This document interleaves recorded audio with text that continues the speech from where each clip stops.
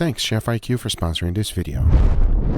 And here's today's special ingredient, ginger. Now as you know, this is quite popular in Asian cooking. However, I was told that this can help us make better steaks. Here's why. If you Google, is ginger a good meat tenderizer? Here's what comes up. Ginger adds a certain earthy spice to meat marinade. It's also full of a powerful enzyme called zingiebang, which act as a meat tenderizer. Now if you're not familiar with zingiebang, I am. It's something similar to papain and bromelain, which you might already know that I use that quite a bit with pineapple. And if you leave it for too long, pineapple will completely disintegrate a steak. However, the big problem with pineapple is that whenever you're using it, it does leave some types of sweetness in the meat. Ginger, on the other hand, tastes amazing with meat. So my hopes is that this will make it tender, more delicious, and most importantly, a much better overall experience eating steaks. So we're about to find out right now if this works. And for this experiment, I'm going to be using choice grade steaks. As you see, this one here is 1.5 inches thick, and it's a great looking steak. Let's see if we can make it better. Now to use the ginger is quite simple. I just threw it in the food processor and blended on high, and this is what I was left with. Then I went ahead and added to the steak. And as I did, I noticed that the steak was not having full contact with the ginger. So even though I was able to lay it on top, I went ahead and made some more. And that was by adding water into the blend. This will completely make a slurry out of it. This way it will allow the enzyme to have complete contact with it, making it more tender and hopefully a better overall steak. Now I did the same exact thing with 3 other steaks. One for an hour, one for 4, and one for 24 hours. And my hopes are really high for this experiment. And as that was happening, I decided to go ahead and make an incredible side dish. This one brings me back all the way to Japan. And to make it, it's super simple, and here's how. The first thing we gotta do is to cook an octopus. However, I'm a steak guy, so I went ahead and chose a marinated steak from my meat dealer. They are Korean marinated Wagyu steaks. However, making takoyaki out of it, man, it's gonna be something special. And as you can see, this thing turned out quite juicy. And in the end, I just cut it in small cubes because the next thing to do is to go ahead and make a batter. So I started with some water, followed by bonito flakes. Mix everything together and rehydrate them. As the next thing to do is to add 2 eggs, followed by baking powder, a good amount of MSG, followed by all-purpose flour. You want to mix this real good. We want the batter to be as smooth as possible. Now for the first sauce, I added Japanese mayo, followed by a little bit of sesame oil, and this togarashi, which is some Japanese seasoning. Be careful though, because it can be a little bit spicy. Now mix everything together and the sauce is done. I highly recommend bottling it. This way it will give a nice presentation in the end. Another sauce you might want to use is takoyaki sauce. One other thing that is needed is a takoyaki pan, which will help make the balls perfect. And here's how to cook it. First, I spray some oil. Next, I went ahead and filled up the whole thing with some batter, followed by the beautiful Wagyu skirt steak that we just cooked. The key is to fry the batter up nice and easy, and turning it little by little. As you are doing so, it's gonna start getting nice and golden brown, which is what you want. Then you just gotta be managing it until it's fully cooked. And I'll be honest with you, doing this is quite fun. But once they're fully cooked and you're happy with the color, lay down some of the white sauce we just made, followed by the freshly made takoyaki balls. Then we want to add more white sauce, and of course the special Japanese sauce that I just showed you. To finish it, I like to add a little bit of bonito flakes, and for some color and flavor, a little bit of green onions. Now this is my take on takoyaki balls. I'll be honest with you, these are delicious. They're also addicting. But now that we have this ready, it's time to jump into our steaks. So I went ahead, opened it up, and as you can see, the ginger did its job. The steak has become white. Oh boy, it looks like it worked. As once every steak was fully cleaned, this is what they look like. Visually, they look quite different, but the most important thing is, are they more tender? Here's our control steak. It feels exactly as it's supposed to. It's nice and firm, and what you would expect from a normal steak. So I went ahead and got the second one, and as I did, oh wow, things are quite different. It feels more tender. You can see that the fat is already peeling back, and this one has been just marinated for 1 hour. The ginger enzyme has completely eaten the fat here. This steak is way more tender than the previous one, and most importantly, it was only for an hour. And here we got the one for 4 hours, and wow, it feels way more tender. I can even run my finger through it. What? It's like the steak is disintegrating in front of me. Ginger is quite powerful. I could literally barely keep the steak together. But finally, here's the one for 24 hours. Here's the biggest issue with this one. It's quite slimy. Trust me when I tell you, this is not very desirable. And the biggest difference is that if you press, the indentation stays. Now the fat, on the other hand, this is the weirdest thing I've ever experienced. It's becoming beef tallow. I mean, I can just rub my fingers like this and look, 100% beef tallow. The enzymes from the ginger did its job. Now the question is, are they gonna taste great? Well, we're about to find out right now. Because for the seasoning, I kept it real simple. A good amount of salt followed by freshly ground black pepper and garlic powder. As you can see, I seasoned the steaks quite well because the only thing left to do is to go ahead and cook them. First, I'll be putting a nice wonderful sear in all of them. Once that's done, I'll be cooking them in indirect heat until I reach an internal temperature of 135 degrees Fahrenheit. And for that, I'm going to be using my Chef.IQ thermometers. So now I say it is enough talking and it is time to grill some ginger steaks. So let's do it.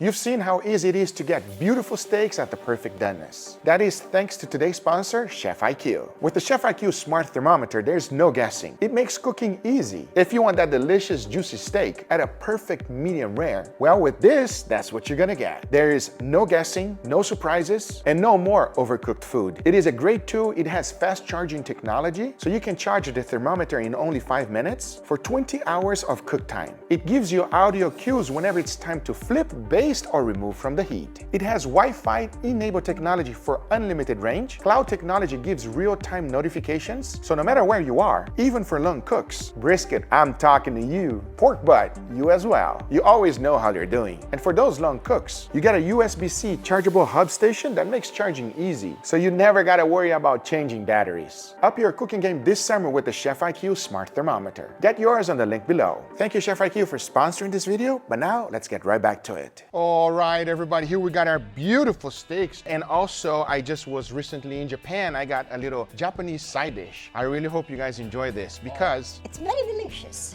I'm going to enjoy it. My diet, however, is not gonna like this at all. No, it's all fat-free, calorie-free. There's no calories at all, yeah. I see a lot of sauce on it. 0-calorie sauce? That's just water. Oh, Nice. damn, this is some colorful water right here. Very good. So here's the deal. We got a little experiment going on right here. I really want your opinion, all right? So we're gonna go this direction. We are testing two different things, taste and tenderness. Ooh. Sounds like a plan? Tenderness experiment without iron? Yes. Today is gonna be a good day. Count me. Let's dig in. Go for it. Enough talking, let's go for it. Cheers, everybody. Cheers. It's delicious. Charcoal flavor, baby. Hell yeah. It is difficult to beat the charcoal, everybody. You put charcoal on a steak and you let that charcoal come through on the flavor, it's always gonna be good. Here at GUGAFOODS, we get really used to experiments and a bunch of crazy stuff like peanut butter and mayo and cheese and all this stuff that we put on steaks. A traditional charcoal seared steak, you can't beat it. It's so perfect. You guys don't know what a Guga steak tastes like. Y'all gotta try this. Some of them do because they do it at home, right, everybody? Let me know in the comments down below. So here's the deal. Very first steak, that is our control. Can you tell? Yeah. Let's see if it goes up from here or down. Please, dig in. Visually, these steaks look a little bit different already. Well, we'll find out right now. Let's give it a go. Cheers, everybody. Cheers. Wow. Nice tender. Oh, that's like a little something in there. But it's very pleasant. It's nice. Getting the middle of the steak like that, oh, it's super tender. And the flavor, did it change the flavor? Yes. I think very slightly. There is an additional flavor there. It's not super overpowering, super crazy, anything like that. There's definitely something there, but it's very mild. As you're taking each individual bites, everybody, you feel the juices coming in your mouth and coating your entire palate. with that little extra flavor. Would you Yeah. guys agree? 100%. It's not pineapple. No. No. Would you guys prefer this one over the control? I actually would. Yeah, and it's actually, I feel like a little bit more tender as well. Yes. Talking about pineapple, one of the good things to mention about this steak is that it has a nice crust. Yeah. You know, with pineapple, you get a wet crust. That's not the case with this steak whatsoever. This one has an actual nice charcoal crust, and it's great. That's a Exactly. good catch. Yes, very good catch. But we're not done yet, so let's see. Please, go for the next.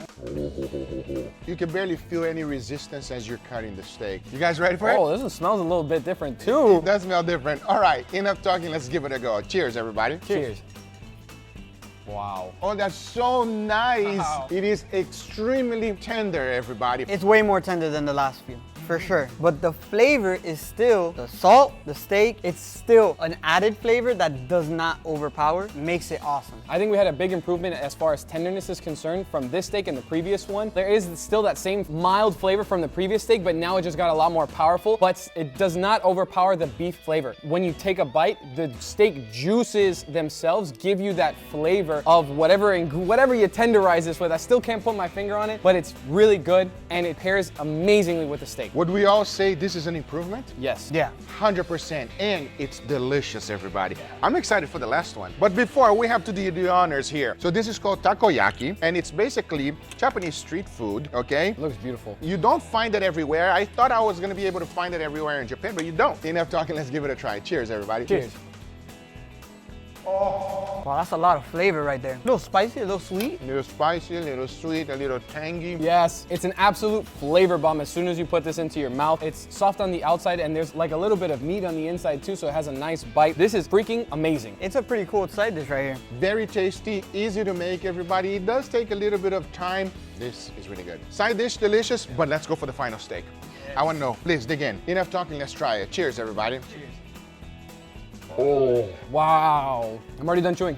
You already swallowed. I'm already done chewing. It's like a filet mignon, how tender it is. It is amazing, and the flavor. This one is the strongest of the few. The flavor is amazing. You can probably kind of tell it's ginger. It is so nice. It is very delicious, and you definitely can tell the ginger on this one. Absolutely. It's by far the most tender and the most delicious steak that we've tried so far, at least in my opinion. I agree. No, I'm with you. What I really love about the steak though is that when you actually take a bite, you get all those beef flavor, but when you're done chewing, that beef flavor gets washed out by the ginger, and that's the flavor that you have in your mouth. It's just that ginger, and it's nice, it's aromatic, it's delicious, and it makes you want to go for more beef. That's what I was trying to say, but you said it. So good. It's so good. It's so good. What it is it complements the steak. Yes. It doesn't overpower, it doesn't take anything away, and it makes the steak better. I agree. It made the steak better, everybody. Give it a try. You will not regret it. I guarantee you. I hope you guys enjoyed this video and you learned something new. I definitely did. If you did enjoy it, hit that thumbs up. If you're not a subscriber,